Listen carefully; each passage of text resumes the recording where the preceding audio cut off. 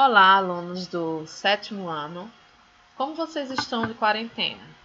Espero que estejam todos bem, inclusive a família de vocês estejam bem. Vamos aqui a esta aula fazer uma revisão primeiro do que foi dado para vocês relembrarem o assunto. Vamos lá.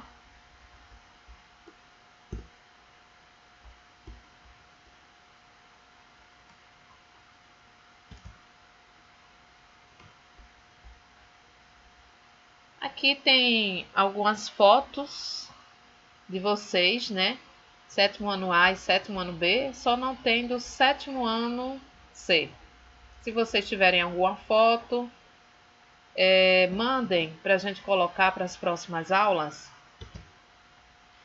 Vamos falar sobre o território brasileiro. Se vocês lembram, eu falei para vocês, ainda em aula presencial, que o sétimo ano falaríamos só sobre o Brasil. E nesse momento vamos falar sobre o território brasileiro.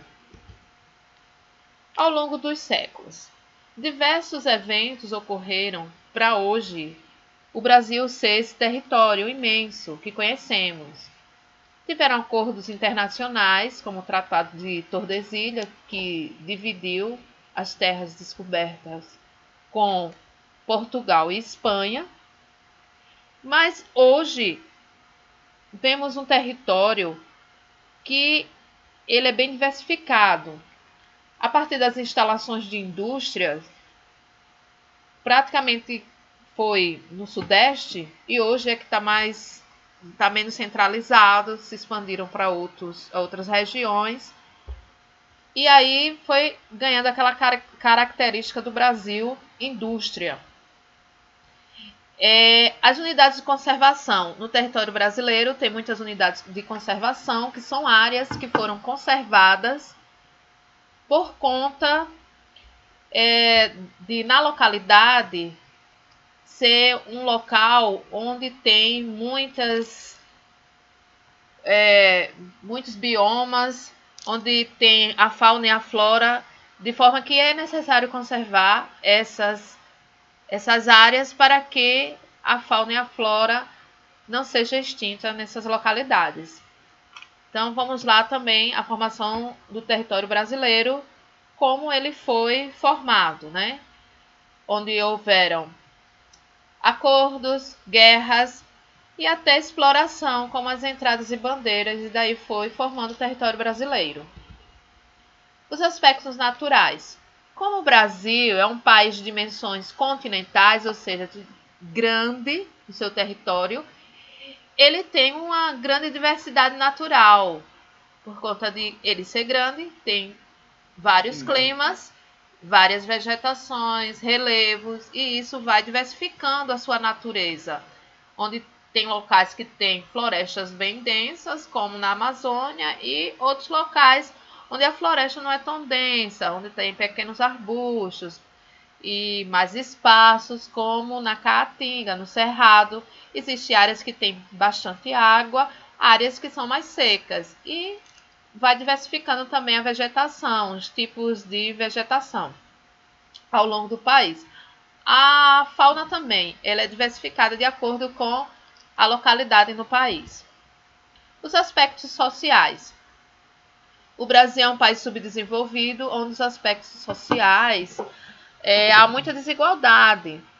Na foto à esquerda você vê uma favela junto a um condomínio de luxo, um prédio aí de luxo. Então a gente vê aí uma desigualdade, certo? E a distribuição de renda não é uma distribuição igualitária, é uma distribuição bem desigual, né? Onde pessoas, uma população grande, ganha muito pouco, às vezes não ganha nem nada, são miseráveis, e outros, uma minoria que é rica.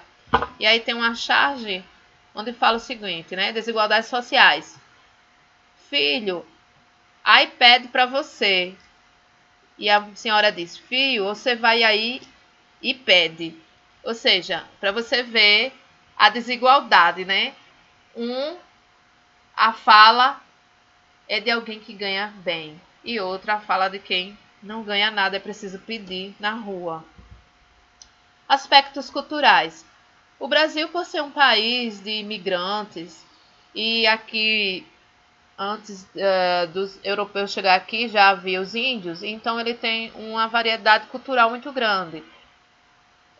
Porque aqui já havia os negros, depois vieram europeus, mais os portugueses, mas tiveram holandeses e depois italianos, alemães e teve asiáticos também mais à frente, né? E também teve os negros que vieram ser escravos. Então todas essas culturas elas se misturaram e há aspectos bem diferentes, dependendo da localidade, onde predominou essas etnias, aí foi desenvolvendo a cultura de acordo com essas etnias. Os aspectos econômicos. Os aspectos econômicos a gente vê de acordo com o que o país produz. Então, seria o PIB, o Produto Interno Bruto, ou seja, tudo que o país produz. Mas a gente sabe que há muitas desigualdades, onde pessoas têm muito e outras não têm nada. A economia, ela ao longo dos anos veio ora crescendo, ora diminuindo, ora ficando até negativa. Como você vê aí no gráfico ao lado, que em 2002 ela cresceu 3%, houve uma queda em 2003 de 1%, e assim cresceu em 2004 5,7%, em 2007 deu um pulo 6,1%, 2008 caiu só um pouquinho, 5,1%, em 2010 houve um crescimento muito bom de 7,6%, e aí foi caindo até chegar em 2014 0,5%, mas em 2015 2016 chegou a ser negativa, menos 3,5% e menos 3,3%. E ao longo de 2017 e 2018 houve um crescimento bem pequenininho, né, 1,3%, em 2019 1,1%, que foi um crescimento muito pequeno. Em 2020 a gente vai ver, né, com essa crise do coronavírus, quanto a economia deve ter caído. Aspectos políticos. Nós vivemos num país democrático, onde podemos nos expressar, ao menos teoricamente, e os partidos políticos podem ser variados por conta dessa democracia. Pode ter partidos de esquerda, direita, central, e aí vai de acordo com as suas ideologias e seus pensamentos políticos. O Brasil está dividido nos 3 poderes, ou seja, é necessário esses 3 poderes para não centralizar o poder em uma única pessoa, em um único poder. Por isso que tem o legislativo, o executivo e o judiciário. O legislativo é quem faz as leis, o judiciário faz cumprir as leis e o executivo executa as leis e gere o país. Aqui a gente tem o mapa do Brasil político, administrativo, onde você vê a divisão em estados. São 26 estados, mais o Distrito Federal. Esses estados, né, são as unidades da federação. A diversidade ambiental. Por ser um país de dimensões continentais, ele tem uma grande diversidade ambiental. E aí tem uma diversidade no clima, porque há áreas bem quentes, como no Nordeste, e áreas bem frias, como no Centro-Sul, principalmente no Sul, que há épocas que chega até a nevar. Por conta disso, a vegetação também é bem diversificada.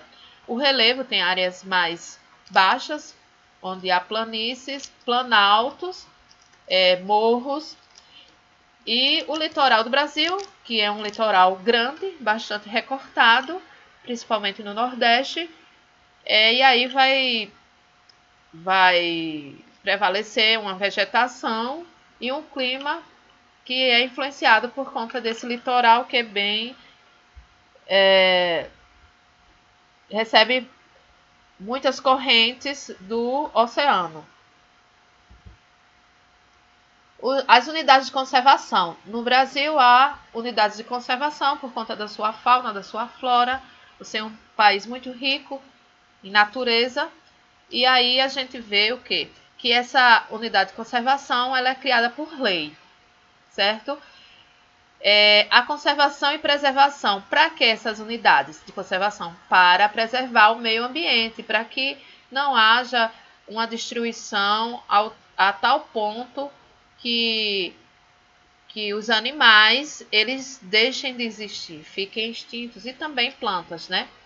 Então são os recursos naturais do Brasil. Nessas áreas de conservação tem os biomas, né? Que ali a gente vai ver o ecossistema, quais são a fauna e a flora daquele local, e ali forma aquele bioma. E também tem a questão social, porque nessas unidades de conservação existem comunidades tradicionais que têm que ser conservadas para poder suas tradições não morrerem também. E nessas unidades de conservação há pesquisa científica, pode ser descoberto também questões até medicinais da flora, e para conservar mesmo o meio ambiente e os animais, porque a natureza ela precisa sobreviver para que até nós mesmos também não morramos. As fronteiras. O Brasil, ao longo dos anos, ele foi, como eu falei, o território dele foi crescendo, e aí foi criadas essas fronteiras aí na América do Sul. Ele faz fronteira com quase todos os países, essa faixa aí de fronteira, que é até 150 quilômetros, e essas fronteiras são com os países da América do Sul, menos o Chile e o Equador. As subdivisões. O Brasil é subdividido em macro-regiões do IBGE, as regiões que vocês já conhecem, que é o Nordeste, o Norte, o Sul, o Centro-Oeste e o Sudeste. Mas também tem a divisão geoeconômica, que eles levam em consideração não só os aspectos naturais, mas os aspectos econômicos. Essa divisão divide o Brasil em três, que é a região amazônica, a região Nordeste e o Centro-Sul. Há também os estados, que por sua vez são divididos em municípios, e o Distrito Federal e território. Aqui tem um mapa de Alagoas, onde você vê a divisão em municípios do estado. As mudanças nas cidades com Covid-19. Aqui à esquerda a gente vê a cidade de São Paulo. Aí você pode ver como uma cidade tão grande, uma metrópole internacional, cosmopolita, onde vem gente de todo lugar do mundo, hoje está vazia. Então essa é uma situação provocada pela pandemia. E Maceió, aqui à direita, você vê o centro da cidade também vazio por conta disso que a gente está vivendo hoje. E aqui um pedido para vocês, fiquem em casa.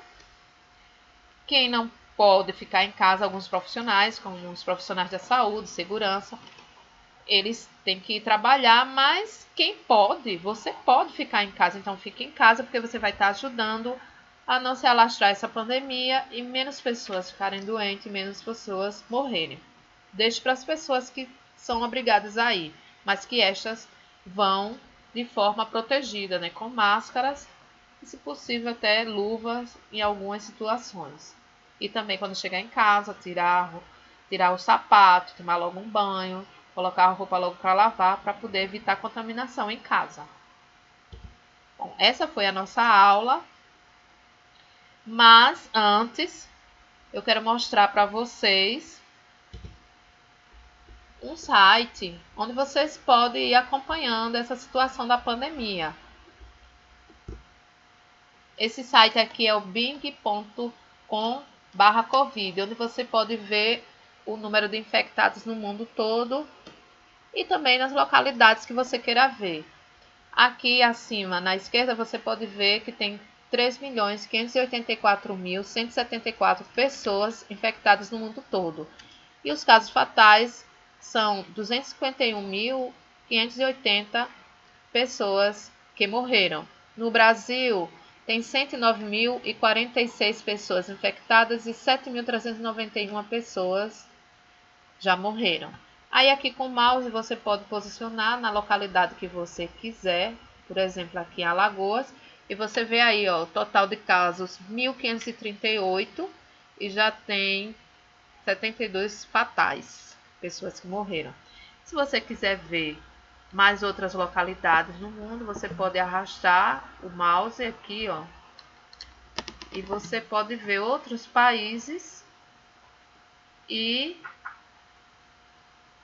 outras cidades.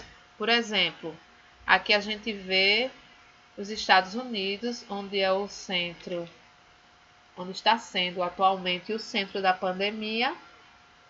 E aí você pode ver a cidade que tem mais casos, como Nova York, aqui, ó, que já tem 318.953 casos e 19.415 mortos.